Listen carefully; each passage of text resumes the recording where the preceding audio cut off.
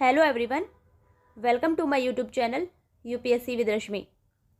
UP PCS 2024 prelims exam के लिए Indian polity का आज हमारा प्रैक्टिस सेट नंबर 5 है। 4 पार्ट हम ऑलरेडी कंप्लीट कर चुके हैं। अगर आपने नहीं देखा है तो आप देख सकते हैं। शुरू करते हैं आज का वीडियो। हमारा फर्स्ट क्वेश्चन है, केंद्र एवं राज्यों के बीच करों की शुद्ध आय के वितरण के संदर्भ में निम्नलिखित में से कौन सी संस्था मूल सिद्धांत को निरूपित करेगी। यानी केंद्र और राज्यों के बीच जो करों का वितरण किया जाता है उसे कौन सी संस्था निरूपित करती है। ऑप्शन है ए योजना आयोग, ऑप्शन बी राष्ट्रीय विकास परिषद, ऑप्शन सी वित्त आयोग, ऑप्शन डी केंद्रीय वित्त मंत्रालय। इसका सही आंसर है ऑप्शन नंबर सी वित्त आयोग। केंद्र और राज्यों के बीच जो करों का वितरण किया जाता है वो किया जाता है वित्त आयोग की सिफारिशों के आधार पर। तो इसका सही आंसर है ऑप्शन नंबर सी। और वित्त आयोग का गठन किया जाता है आर्टिकल 280 के तहत, राष्ट्रपति के द्वारा। आर्टिकल 280 के तहत वित्त आयोग का गठन राष्ट्रपति के द्वारा किया जाता है प्रत्येक 5 वर्ष की समाप्ति पर। नेक्स्ट क्वेश्चन है, भारत के संविधान के अंतर्गत विषय तथा संबंधित सूची के बारे में निम्न युग्मों में से कौन एक सुमेलित नहीं है। यह 4 ऑप्शन दिए गए हैं। एक तरफ है विषय और दूसरी तरफ है सूची। हमें बताना है कि इनमें से कौन सा गलत सुमेलित है। ऑप्शन नंबर ए है वन समवर्ती सूची का विषय है, तो बिल्कुल सही सुमेलित है। ऑप्शन नंबर बी है शेयर बाजार संघ सूची का विषय है, ना कि समवर्ती सूची का, इसलिए गलत सुमेलित है और हमें गलत ही बताना है। इसलिए इसका सही आंसर होगा ऑप्शन नंबर बी, शेयर बाजार संघ सूची का विषय है, ना कि समवर्ती सूची का। ऑप्शन नंबर सी है डाकघर बचत बैंक संघ सूची का विषय है, बिल्कुल सही सुमेलित है। और ऑप्शन नंबर डी है जन स्वास्थ्य राज्य सूची का विषय है, ये भी बिल्कुल सही सुमेलित है। हमारे संविधान की 7वीं अनुसूची में 3 सूचियों का वर्णन किया गया है, संघ सूची, राज्य सूची और समवर्ती सूची। संघ सूची पर कानून बनाने का अधिकार केंद्र सरकार को होता है, राज्य सूची पर कानून बनाने का अधिकार राज्य विधानमंडलों को होता है, और समवर्ती सूची पर केंद्र और राज्य दोनों ही कानून बना सकते हैं। लेकिन अगर टकराव होगा केंद्र और राज्य के कानून में तो केंद्र का कानून मान्य होता है, ये भी आपको याद रखना है। नेक्स्ट क्वेश्चन है, भारत में मौलिक अधिकारों के संबंध में निम्न वक्तव्यों पर विचार कीजिए। यहाँ मौलिक अधिकारों के से संबंधित कुछ कथन दिए गए हैं। हमें बताना है कि इनमें से कौन से कथन सही हैं। कथन नंबर 1 है, ये राज्य कृत्य के विरुद्ध एक गारंटी है, तो ये कथन बिल्कुल सही है। मौलिक अधिकार राज्य कृत्य के विरुद्ध एक गारंटी है, कोई भी सरकार इनका उल्लंघन नहीं कर सकती है। कथन नंबर 2 है, ये संविधान के भाग 3 में सूचीबद्ध है, तो ये कथन भी बिल्कुल सही है। मौलिक अधिकारों का वर्णन संविधान के भाग 3 में किया गया है, आर्टिकल 12 से लेकर 35 तक। कथन नंबर 3 है, सामाजिक, आर्थिक तथा राजनीतिक न्याय सुनिश्चित करते हैं, तो ये कथन गलत है। मौलिक अधिकार सामाजिक और राजनीतिक न्याय सुनिश्चित करते हैं, जबकि सामाजिक और आर्थिक न्याय के लिए डीपीएसपी का वर्णन किया गया है, यानी नीति निर्देशक तत्वों का वर्णन किया गया है। मतलब मौलिक अधिकार सामाजिक और राजनीतिक न्याय सुनिश्चित करते हैं और राज्य के नीति निर्देशक सिद्धांत सामाजिक और आर्थिक न्याय सुनिश्चित करते हैं, तो ये कथन हमारा गलत है।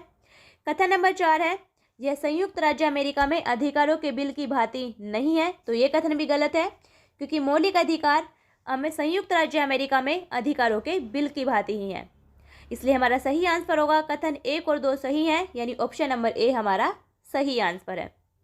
मौलिक अधिकारों का वर्णन संविधान के भाग 3 में आर्टिकल 12 से 35 तक किया गया है। वर्तमान में कुल 6 मौलिक अधिकार हैं, जबकि मूल संविधान में 7 मौलिक अधिकार दिए गए थे। सबसे पहले मौलिक अधिकार समानता का अधिकार, फिर दूसरा स्वतंत्रता का अधिकार, तीसरा शोषण के विरुद्ध अधिकार, चौथा धर्म की स्वतंत्रता का अधिकार, पांचवा संस्कृति और शिक्षा संबंधी अधिकार, और छठा है संवैधानिक उपचारों का अधिकार। वर्तमान में 6 मौलिक अधिकार दिए गए हैं। नेक्स्ट क्वेश्चन है, भारतीय विदेश नीति जो तटस्थता पर आधारित थी उसे प्रारंभ किया था। यानी भारत की जो विदेश नीति तटस्थता पर आधारित थी उसे किसने प्रारंभ किया था? ऑप्शन है ए जवाहरलाल नेहरू ने, ऑप्शन बी श्रीमती इंदिरा गांधी ने, ऑप्शन सी लाल बहादुर शास्त्री ने, ऑप्शन डी मोरारजी देसाई ने। इसका सही आंसर है ऑप्शन नंबर ए पंडित जवाहरलाल नेहरू ने। भारत की विदेश नीति जो कि तटस्थता पर आधारित थी उसे पंडित जवाहरलाल नेहरू, भारत के प्रथम प्रधानमंत्री पंडित जवाहरलाल नेहरू ने प्रारंभ किया था। नेक्स्ट क्वेश्चन है राज्य वित्त आयोग के संबंध में निम्नलिखित कथनों में से कौन सा सही है? ऑप्शन है ए यह एक अनौपचारिक संस्था है, ऑप्शन बी यह एक संवैधानिक संस्था है, ऑप्शन सी यह एक प्रशासनिक संस्था है, ऑप्शन डी उपरोक्त में से कोई नहीं। तो राज्य वित्त आयोग क्या है? इसका सही आंसर ऑप्शन नंबर बी, यह एक संवैधानिक संस्था है। राज्य वित्त आयोग का वर्णन भारत के संविधान में किया गया है, इसलिए राज्य वित्त आयोग एक संवैधानिक संस्था है। और राज्य वित्त आयोग का वर्णन मिलता है हमें आर्टिकल 243 क्लोज आई में। आर्टिकल 243 क्लोज आई में कहा गया है कि 73वां संविधान संशोधन अधिनियम 1992 के लागू होने के 1 वर्ष के भीतर और उसके बाद प्रत्येक 5 वर्ष की समाप्ति पर राज्यपाल के द्वारा राज्य वित्त आयोग का गठन किया जाएगा। तो ये भी आपको याद रखना है, आर्टिकल 243 आई या आर्टिकल 243 क्लोज है, यानी आर्टिकल 243 क्लोज आई या आर्टिकल 243 क्लोज जय में हमें राज्य वित्त आयोग का वर्णन मिलता है। नेक्स्ट क्वेश्चन है प्रथम भारतीय प्रधानमंत्री जिन्होंने अफगानिस्तान की यात्रा की थी। ऑप्शन है A Jawaharlal Nehru, option B I K Gujral, option C A B Vajpayee, option D Manmohan Singh. इसका सही आंसर है option number A Jawaharlal Nehru. Pandit Jawaharlal Nehru पहले भारतीय प्रधानमंत्री थे जिन्होंने अफगानिस्तान की यात्रा की थी, इसलिए इसका सही आंसर है ऑप्शन नंबर ए। नेक्स्ट क्वेश्चन है निम्नलिखित में से कौन सा विषय भारतीय संविधान की 7वीं अनुसूची की सूची 3 समवर्ती सूची में शामिल है? ऑप्शन है ए दंड प्रक्रिया, option B police, option C कारागार, ऑप्शन डी लोक व्यवस्था। अभी बताया था कि भारतीय संविधान की 7वीं अनुसूची में 3 सूचियों का वर्णन किया गया है। सूची 1 संघ सूची, सूची 2 राज्य सूची और सूची 3 समवर्ती सूची। तो हमें बताना है कि इनमें से कौन सा विषय समवर्ती सूची में शामिल है। इसका सही आंसर है ऑप्शन नंबर ए दंड प्रक्रिया समवर्ती सूची का विषय है, जबकि पुलिस, कारागार और लोक व्यवस्था ये तीनों ही राज्य सूची के विषय हैं। ये भी आपको याद रखना है। नेक्स्ट क्वेश्चन है स्वेच्छा से किया गया यह समझौता स्वेच्छा से समाप्त किया जा सकता है। पंडित नेहरू का उपरोक्त कथन निम्नलिखित में से किसे इंगित करता है? यानी ये पंडित जवाहरलाल नेहरू का कथन है, स्वेच्छा से किया गया समझौता स्वेच्छा से समाप्त किया जा सकता है। तो इस कथन का संबंध किससे है? ऑप्शन है ए भारत का राष्ट्रमंडल से जुड़ाव, ऑप्शन बी पंचशील का समझौता, ऑप्शन सी शिमला समझौता और ऑप्शन डी उपरोक्त में से कोई नहीं। इसका सही आंसर है ऑप्शन नंबर ए भारत का राष्ट्रमंडल से जुड़ाव।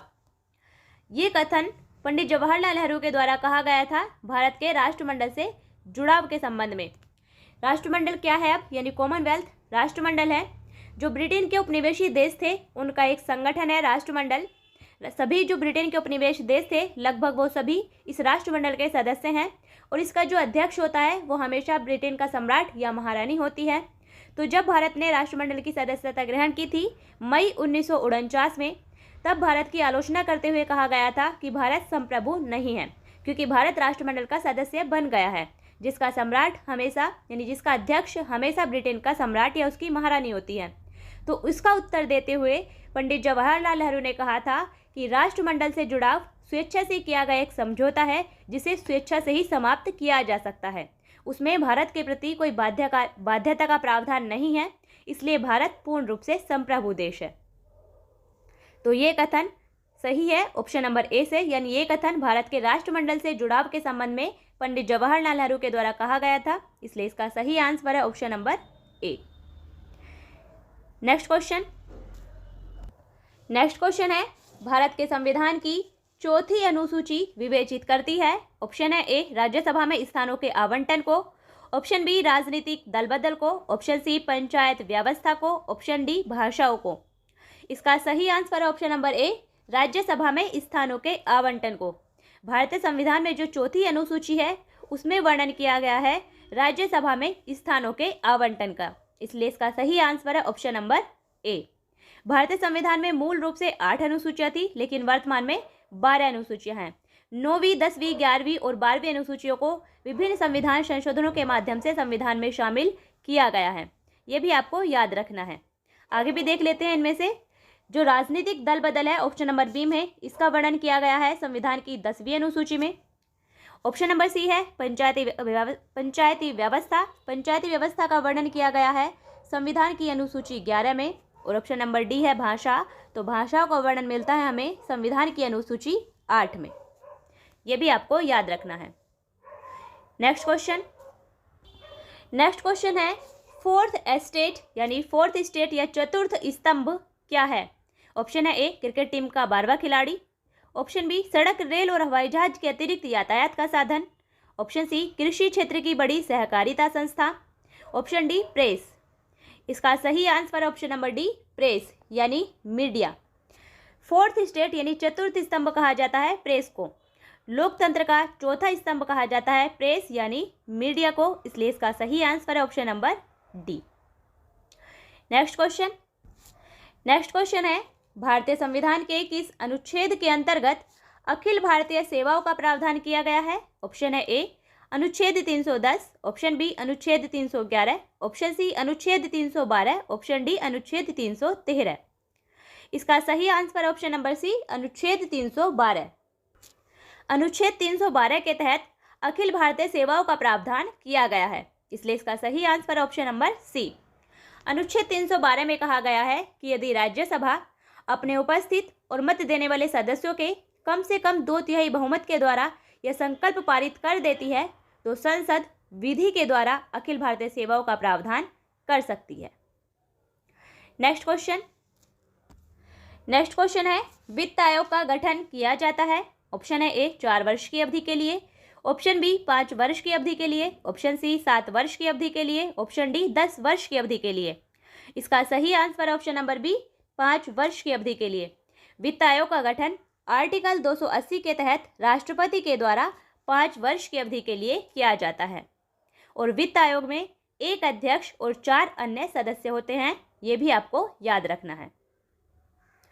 नेक्स्ट क्वेश्चन है संविधान सभा की प्रांतीय संविधान समिति का अध्यक्ष कौन था। ऑप्शन है A doctor Bhimrao Ambedkar. Option B Pandit Jawaharlal Nehru. Option C doctor Rajendra Prasad और ऑप्शन डी सरदार पटेल।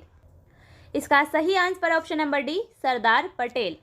संविधान सभा की जो प्रांतीय संविधान समिति थी उसके अध्यक्ष थे सरदार वल्लभ भाई पटेल, इसलिए इसका सही आंसर है ऑप्शन नंबर डी। जबकि डॉक्टर भीमराव अंबेडकर संविधान की प्रारूप समिति के अध्यक्ष थे, पंडित जवाहरलाल नेहरू संविधान की संघ संविधान समिति के अध्यक्ष थे और डॉक्टर राजेंद्र प्रसाद संविधान की संचालन समिति के अध्यक्ष थे और संविधान की झंडा समिति के अध्यक्ष भी डॉक्टर राजेंद्र प्रसाद ही थे। नेक्स्ट क्वेश्चन है भारत एक गणतंत्र है, इसका अर्थ है। ऑप्शन है ए सभी मामलों में अंतिम अधिकार जनता के पास है। ऑप्शन बी भारत में संसदीय शासन नहीं है। ऑप्शन सी भारत में वंशानुगत शासन नहीं है और ऑप्शन डी भारत राज्यों का संघ है। इसका सही answer option number C Bharat में वंशानुगत शासन नहीं है। भारत एक गणतंत्र है, क्यों? क्योंकि भारत में वंशानुगत शासन नहीं है। भारत का जो राष्ट्राध्यक्ष है यानी भारत का राष्ट्रपति प्रत्येक 5 वर्ष की समाप्ति पर अप्रत्यक्ष रूप से निर्वाचित होता है, इसलिए भारत एक गणतंत्र है क्योंकि भारत में वंशानुगत शासन नहीं है। नेक्स्ट क्वेश्चन है एशिया की धुरी विदेश नीति की रणनीति है। ऑप्शन है ए भारत की। ऑप्शन बी जापान की। ऑप्शन सी चीन की। ऑप्शन डी यूएसए यानी अमेरिका की। इसका सही answer option number D America की। जो एशिया की धुरी विदेश नीति है वो अमेरिका की विदेश नीति की रणनीति है, इसलिए इसका सही answer option number D. Next question है संविधान निर्मात्री परिषद की झंडा समिति के अध्यक्ष कौन थे। ऑप्शन है A C Rajagopalachari. Option B doctor Rajendra Prasad. Option C JB Kripalani. Option D doctor Bhimrao Ambedkar. इसका सही answer option number B doctor Rajendra Prasad. संविधान निर्मात्री परिषद की जो झंडा समिति थी उसके अध्यक्ष थे डॉक्टर राजेंद्र प्रसाद, इसलिए इसका सही आंसर है ऑप्शन नंबर बी। और संविधान निर्मात्री परिषद के द्वारा झंडा समिति का गठन किया गया था 23 जून 1947 को, यह भी आपको याद रखना है। 23 जून 1947 को संविधान निर्मात्री परिषद के द्वारा झंडा समिति का गठन किया गया था और इसमें इसके अध्यक्ष थे डॉक्टर राजेंद्र प्रसाद और इसमें 5 अन्य सदस्य थे, मौलाना अबुल कलाम आज़ाद, सरोजिनी नायडू, चक्रवर्ती राजगोपालाचारी, डॉक्टर के.एम. मुंशी और डॉक्टर भीमराव अंबेडकर। ये इसमें 5 अन्य सदस्य थे, ये भी आपको याद रखना है। नेक्स्ट क्वेश्चन है भारतीय राजनीतिक पद्धति के बारे में निम्न में से कौन सही नहीं है। यहाँ हमारी राजनीतिक पद्धति के बारे में कुछ कथन दिए गए हैं, हमें बताना है कि इनमें से कौन सा ऑप्शन गलत है। ऑप्शन नंबर ए है धर्मनिरपेक्ष राज्य, तो बिल्कुल सही है, भारत एक धर्मनिरपेक्ष राज्य है। ऑप्शन नंबर बी है संसदीय पद्धति की सरकार, ये भी बिल्कुल सही है, भारतीय राजनीतिक व्यवस्था में संसदीय पद्धति की सरकार को अपनाया गया है, ये कथन भी बिल्कुल सही है। ऑप्शन नंबर सी है संघीय नीति, ये भी बिल्कुल सही है, भारत की राजनीतिक पद्धति संघीय नीति पर आधारित है, बिल्कुल सही है। और ऑप्शन नंबर डी है राष्ट्रपति पद्धति की सरकार, तो ये कथन बिल्कुल गलत है और हमें गलत ही बताना है, इसलिए इसका सही आंसर है ऑप्शन नंबर डी। भारतीय राजनीतिक पद्धति भारतीय राजनीतिक पद्धति में राष्ट्रपति पद्धति की सरकार को नहीं अपनाया गया है। राष्ट्रपति पद्धति की सरकार ये अमेरिका की विशेषता है, हमारी राजनीतिक पद्धति से इसका संबंध नहीं है, इसलिए इसका सही आंसर है option number D. Next question है निम्न में से किसका संबंध संयुक्त राष्ट्र संघ से नहीं है। ऑप्शन है ए सामान्य सभा, option B Amnesty International, option C अंतर्राष्ट्रीय न्यायालय, ऑप्शन डी ट्रस्टीशिप काउंसिल। इसका सही answer option number B Amnesty International. इनमें से एमनेस्टी इंटरनेशनल का संबंध संयुक्त राष्ट्र संघ से नहीं है, जबकि सामान्य सभा यानी जनरल असेंबली, अंतर्राष्ट्रीय न्यायालय और ट्रस्टीशिप काउंसिल इन सब का संबंध संयुक्त राष्ट्र संघ से है। संयुक्त राष्ट्र संघ की स्थापना की गई थी 24 अक्टूबर 1945 को, यह भी आपको याद रखना है। 24 अक्टूबर 1945 को संयुक्त राष्ट्र संघ की स्थापना की गई थी। और एमनेस्टी इंटरनेशनल क्या है? एमनेस्टी इंटरनेशनल एक एनजीओ है जिसका मुख्यालय है लंदन में। नेक्स्ट क्वेश्चन है भारतीय संविधान कैसा है। ऑप्शन है ए कठोर, ऑप्शन बी लचीला, ऑप्शन सी न ही कठोर न ही लचीला और ऑप्शन डी अंशतः कठोर और अंशतः लचीला। इसका सही आंसर है ऑप्शन नंबर डी अंशतः कठोर और अंशतः लचीला। भारतीय संविधान अंशतः कठोर और अंशतः लचीला है, इसलिए इसका सही आंसर है ऑप्शन नंबर डी। भारत का संविधान ना तो अमेरिका की तरह इतना कठोर है कि उसमें संशोधन ही नहीं किया जा सकता और न ही ब्रिटेन की तरह इतना लचीला है कि जब मर्जी उसमें संशोधन कर दिया जाए। भारत का संविधान कठोर और लचीले के बीच एक मिश्रण है, यानी कठोर और लचीले के मध्य एक समन्वय किया गया है, इसलिए भारत का संविधान अंशतः कठोर और अंशतः लचीला है। नेक्स्ट क्वेश्चन है अंतर्राष्ट्रीय न्यायालय का मुख्यालय कहाँ है। ऑप्शन है A Hague, option B New York, option C Geneva, option D Paris. इसका सही answer option number A Hague. अंतर्राष्ट्रीय न्यायालय का मुख्यालय हैग यानी नीदरलैंड में स्थित है, इसलिए इसका सही आंसर ऑप्शन नंबर ए। और अंतर्राष्ट्रीय न्यायालय की स्थापना की गई थी 1945 में, यह भी आपको याद रखना है। नेक्स्ट क्वेश्चन है सूची 1 को सूची 2 से मिलाना है। एक तरफ है संविधान के अनुच्छेद और दूसरी तरफ है उनसे संबंधित प्रावधान, तो हमें बताना है कि किस अनुच्छेद में किस बात का वर्णन किया गया है।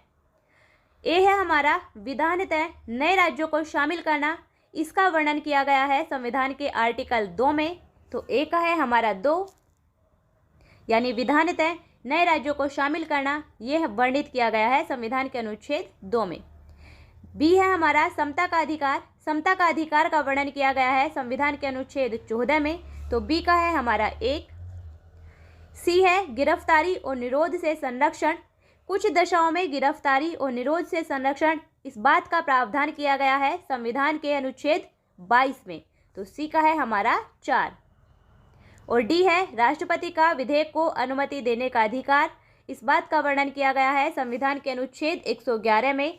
तो डी का है हमारा 3। हमारा सही आंसर है 2, 1, 4, 3 यानी ऑप्शन नंबर बी हमारा सही आंसर है। विधानतः नए राज्यों को शामिल करना आर्टिकल 2 में वर्णित है। समता का अधिकार आर्टिकल 14 में वर्णित है। गिरफ्तारी और निरोध से संरक्षण आर्टिकल 22 में वर्णित है। और राष्ट्रपति का विधेयक को अनुमति देने का अधिकार आर्टिकल 111 में वर्णित है। नेक्स्ट क्वेश्चन है भारतीय संविधान के निम्नलिखित अनुच्छेदों में से कौन विधायन सत्ता पर पूर्ण नियंत्रण लगाता है? ऑप्शन है ए अनुच्छेद 14, ऑप्शन बी अनुच्छेद 15, ऑप्शन सी अनुच्छेद 16, ऑप्शन डी अनुच्छेद 17।